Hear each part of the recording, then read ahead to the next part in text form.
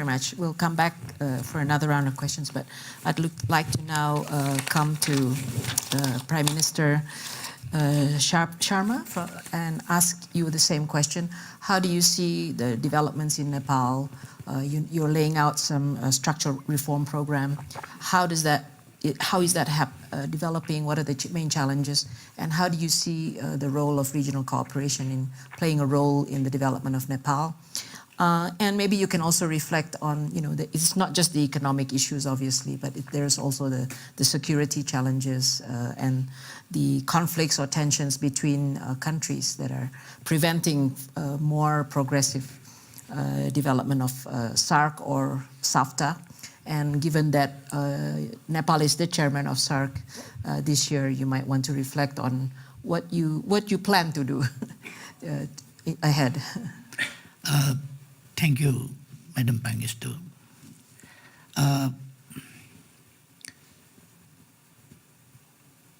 Nepal has just entered into a new phase, new stage.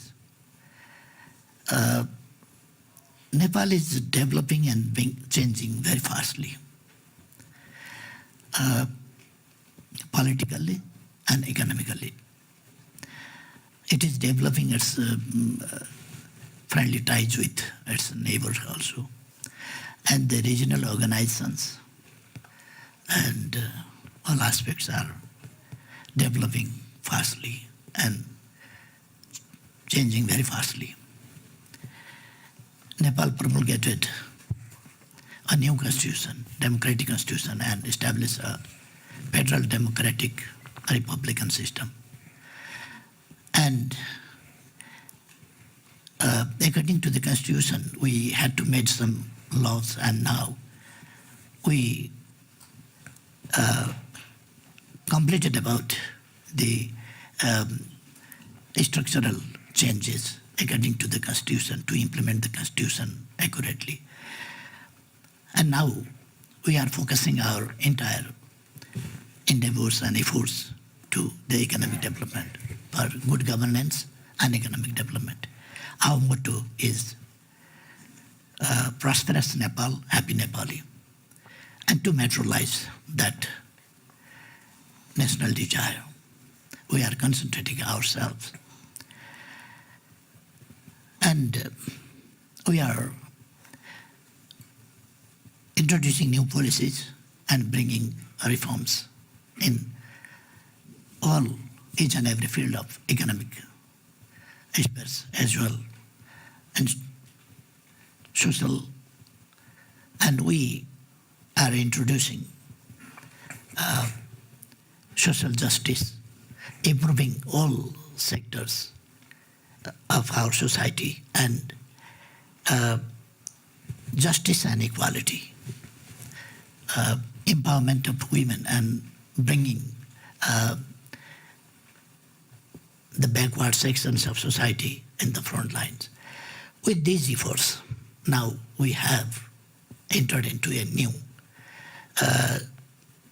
situation where we are optimistic, and we are doing our best to expand our role and increase our role in the regional and international affairs also. And on the question of regional cooperation and regional development, South Asia, as you mentioned, that is a country of, is a region of learned people with great civilization. And we have genetic memories of our learned ancestors. And we have very excellent diversity, from the top of the world, Mount Everest, to the Bay of Bengal and Indian Ocean. And this diversity, within this diversity, we have very fertile land and young population, mostly. And that demographic dividend being based on these factors, we can develop. And now we have to think about to develop our regional cooperation, regional trade. And for that, we have to create such a situation where equality, justice, and win-win situation for all, so that we can develop, and no one, no nation, no people will remain back.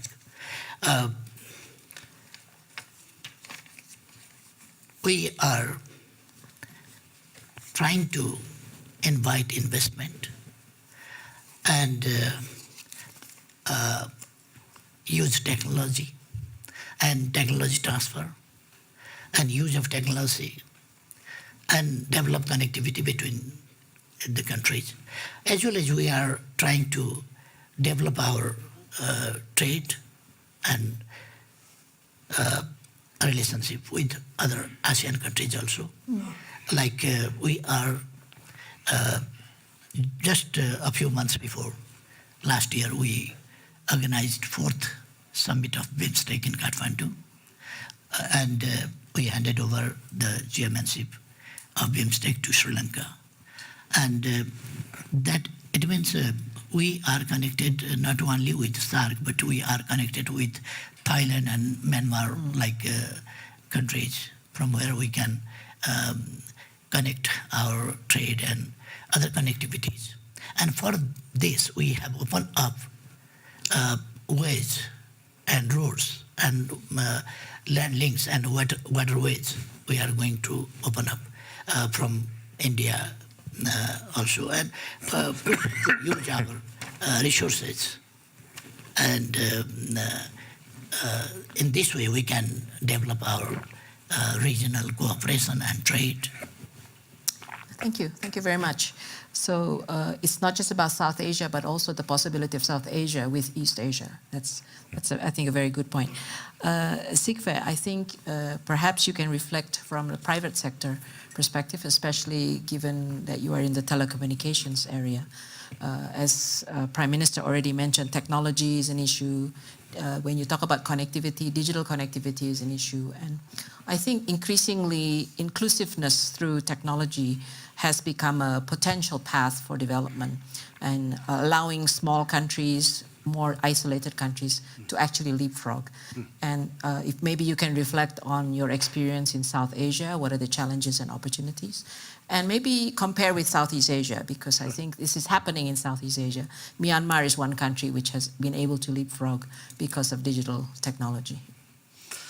A lot of questions. I'll try to be concrete. Well, Telenor, we are operating in South Asia. We are in Pakistan. We are in Bangladesh. Used to be in India until a year ago and had to give up there.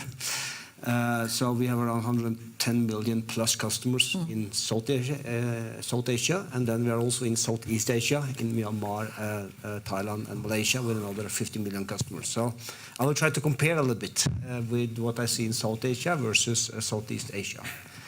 I think I want to summarize your question in 3 main points. The first one, it's digitalization. The second one, it's harmonization. And the third one is predictability. On the digitalization, I think that you shouldn't focus only on physical trade, but also digital trade. And you should focus on how you could leapfrog development with the digital tools. For example, in Myanmar, as you said, we entered Myanmar 4 years ago.